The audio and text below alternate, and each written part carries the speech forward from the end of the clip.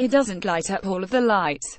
Listeners of the Vergecast know that I've been ridiculously excited about the new Apple TV 4K for weeks now, because their isn't a great standalone streaming device that supports Dolby Vision 4K HDR and the new Dolby Atmos surround sound format. I just haven't been able to use the full capabilities of my home theater, lighting up both the Dolby Vision and Dolby Atmos lights on my receiver and TV, and I was excited for Apple to put out a polished, high-end product that got me there. Apple is firmly at the high end of the market. The Apple TV 4K starts at $179, much more than competing 4K HDR-capable devices like the $89 Roku Premiere or the $69 Google Chromecast Ultra. I was really hoping, this thing would blow me away. But the new Apple TV doesn't support Atmos. And it doesn't support YouTube in 4K HDR. And it doesn't have Disney or Marvel movies in 4K HDR. And it makes some 1080p content look less than great. I'm going to explain why these limitations exist, but you'll have to bear with me. I suspect most reviewers will focus on the interface, the TV app and the various content deals that populate it, and the bare fact that the Apple TV now supports 4K HDR playback. But I need to tell you about video format arcana, because Apple's decisions around some very wonky specs directly influence what it's like to use the new Apple TV 4K. Put some tape on your glasses. This is going to be nerdy. The Apple TV 4K is more or less a processor bump update to the fourth-gen Apple TV, which launched in 2015. Apple took iOS, reworked it for TVs with the clever name of tvOS, opened a TV-focused app store, and declared that the future of TV was an endless stream of apps. Last year, it pushed ahead with a new TV app that presents a single interface with aggregated content from partners like Hulu and ESPN. It's clear Apple intends to simply make the TV app the home screen, but until app support gets built out, it's just another app on the familiar icon grid home screen we've seen for years. The TV world is full of acronyms and standards. Here are the important ones: HD, a 720p, a 1080p video. 4K, the next bump up in resolution. It's 4 times the number of pixels as HD, but if you want to get all technical, it's generally 2160p. HDR, high dynamic range. HDR TVs can display a much wider range of brightness than before, just like HDR photos on your phone can capture a much wider range of brightness. You want this in your next TV. SDR, standard dynamic range. What we've got right now. HDR10. There are 2 competing HDR standards. Every HDR TV supports HDR10, which is free to use, and some companies, like Samsung, only support HDR10 on their TVs. HDR10 sends static metadata information about the average and peak brightness of a given video to your TV. Dolby Vision. This is Dolby's proprietary HDR system that costs money to license. It's supported by Apple, LG, Vizio, TCL, and some Sony TVs. Most people, including me, think Dolby Vision looks way better than HDR10. It sends brightness metadata dynamically as the video plays, and supports brighter and more colorful video. Dolby Atmos and its competitor DTS:X are the next generation of surround sound format, which the industry calls object-based surround.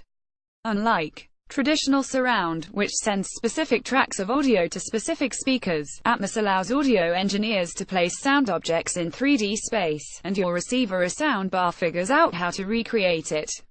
Since 2015, Apple's competitors, like Roku and Amazon, have come to dominate the market, mostly with cheap streaming sticks like the Roku Express, the Amazon Fire TV Stick, and the Google Chromecast, all of which cost less than $50.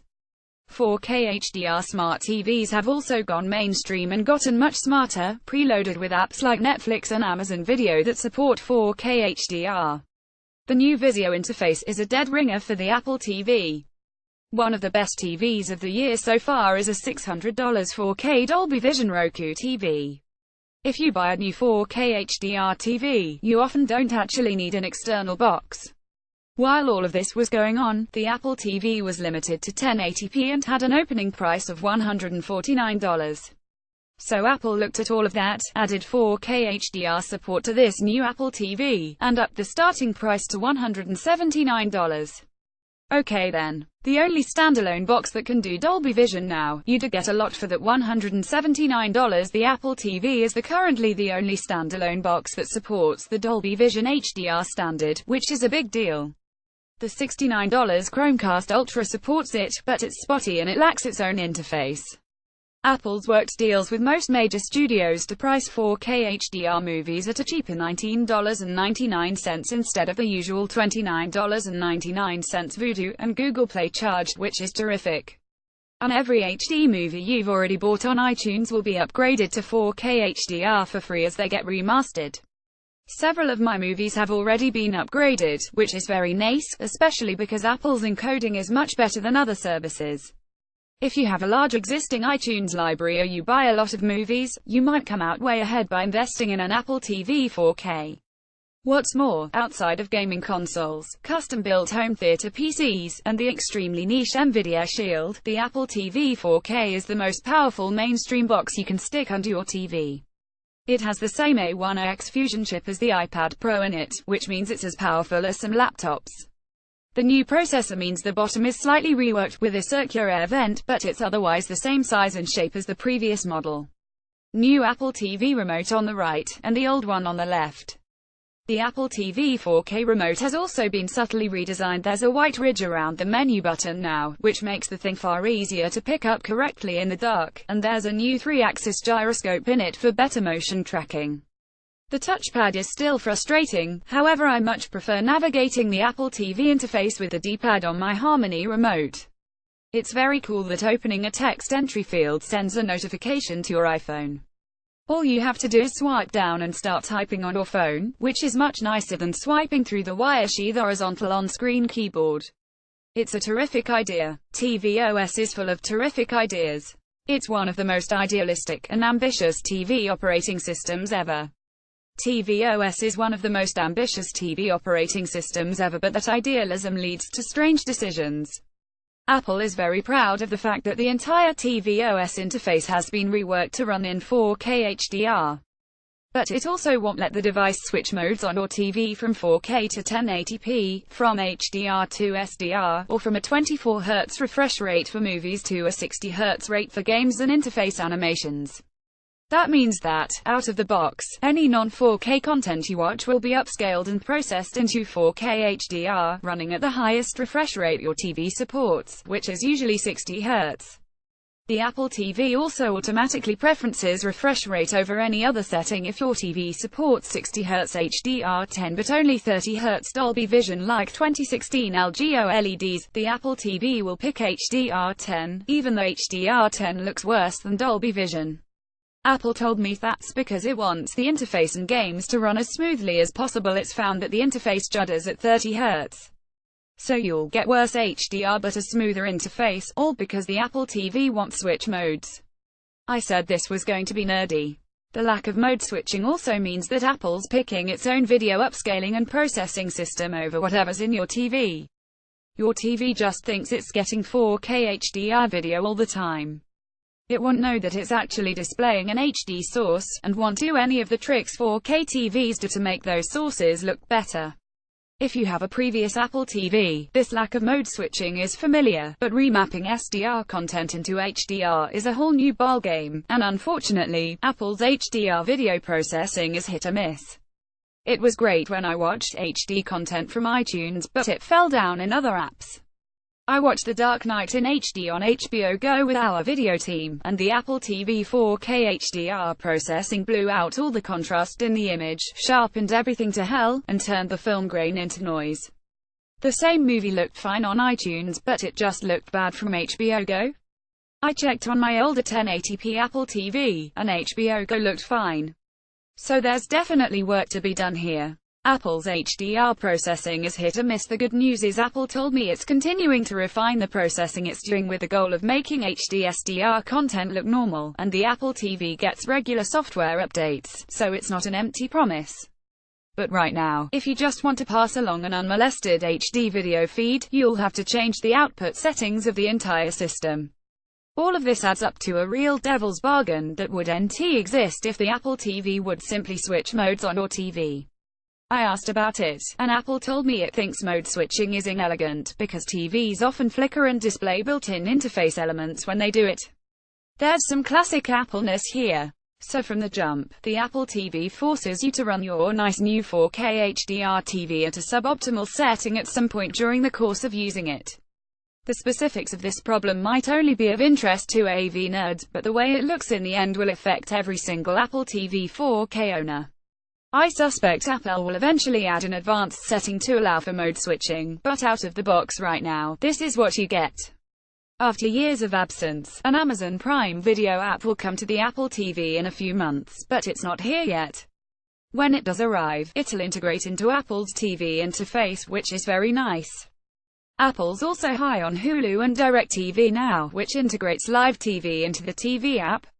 But Netflix is still a holdout, so you'll be bouncing into the Netflix app eventually.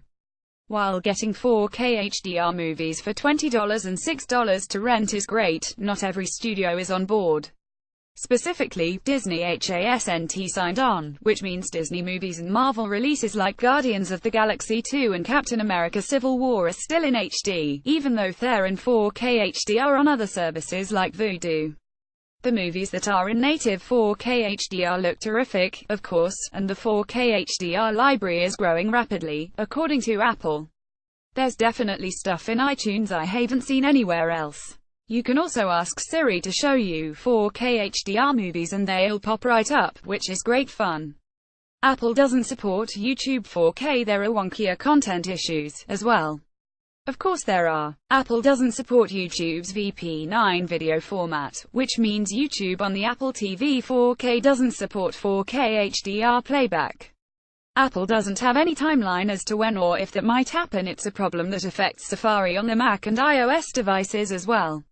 Again, the specifics of the issue are nerdy, but the result is that no one who buys a new Apple TV can watch 4K YouTube videos, and YouTube is the single largest source of 4K video. Until Apple and Google figure it out, MKBHD and Team Crispy will all be running at 1080p on the Apple TV 4K.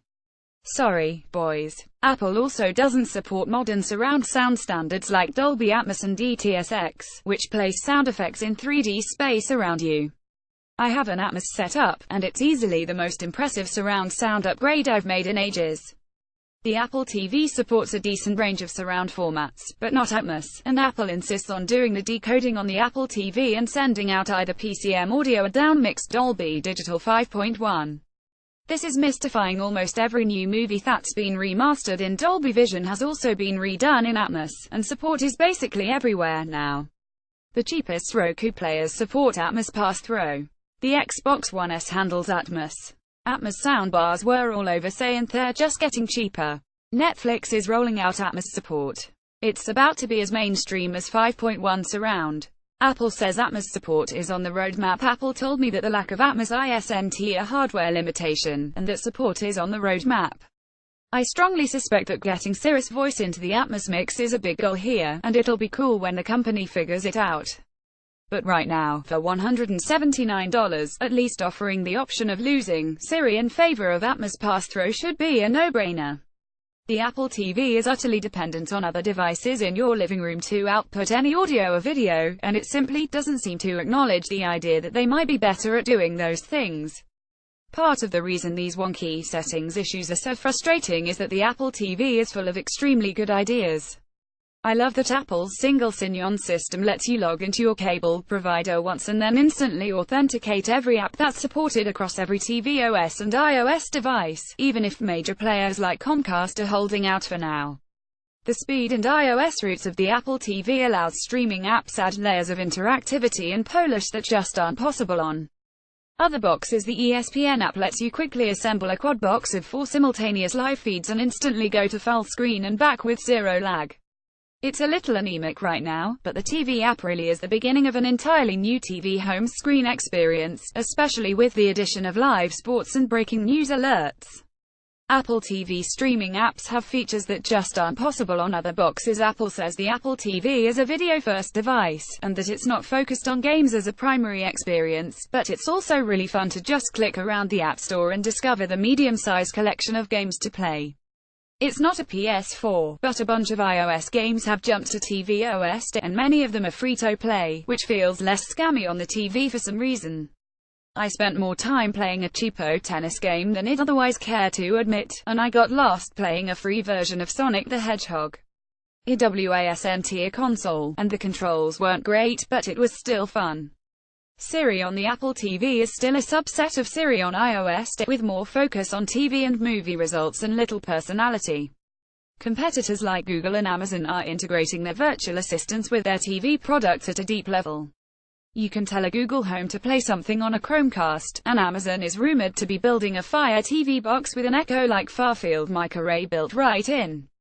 That's not the Apple TV. You're still holding the remote, your iPhone with a remote app open up to your face. We'll see if and how that changes when the HomePod comes out. I want to love the Apple TV 4K. I want to love it a lot. It is by far the closest thing to being a fully realized vision for the future of TV that exists. But because it's so ambitious, it's also the farthest away from the vision it's trying to achieve. Cheaper devices with fewer dreams about unified interfaces are much better at simply turning on and putting some video on your TV, with less aggressive video processing and better surround support. For Apple to justify the Apple TV 4 kiloseconds $179 price tag against the apps already built into your TV and those very popular cheap streaming sticks, it needs to offer a perfect utopia of the best technical capabilities, a complete content catalog, and a simplified interface. I know a lot of video nerds, and all of them were hoping the Apple TV 4K would be the one true box. That's what Apple does, it rolls in and confidently fixes complicated tech problems with elegant solutions. The Apple TV 4K does not do that. Worse, its attempts to solve the thorny technical problems of home theaters are less flexible and sometimes not as good as other, cheaper boxes. If you buy one of the most expensive TV products on the market, you should have to think about whether you're getting access to a complete content library, the best audio and video quality possible, and YouTube in 4K. You should get it all, and never think about it again. It should light up all of the lights. If you just want to watch some Netflix in 4K, stick with your built-in apps if you're already invested in a huge iTunes movie library, or you buy so many movies that Apple's cheaper pricing makes a big difference to you, you're not going to be unhappy about buying an Apple TV 4K. It'll be fine, and having your existing library get upgraded will be nice, although the HDR upscaler will occasionally make you sad. But if you just want to watch some Netflix and you're fine with renting movies from a service like Vudu or Amazon, stick with the apps on your existing 4K HDR smart TV for now or pick up a Roku. If you absolutely must spend a bunch of money, buy an Xbox One S bundle for $249, you'll at least get a free game out of it as well. All of this stuff will be messy and annoying in different ways, but they all get the job done. I am very confident Apple is going to figure this TV thing out. It's the only company that has the combination of power and care to actually do it. But the Apple TV 4 kiloseconds unrealized potential just makes it obvious that the future of TV is still pretty far away, and it's simply too expensive to gamble on in the meantime. Buy for $179 from Apple.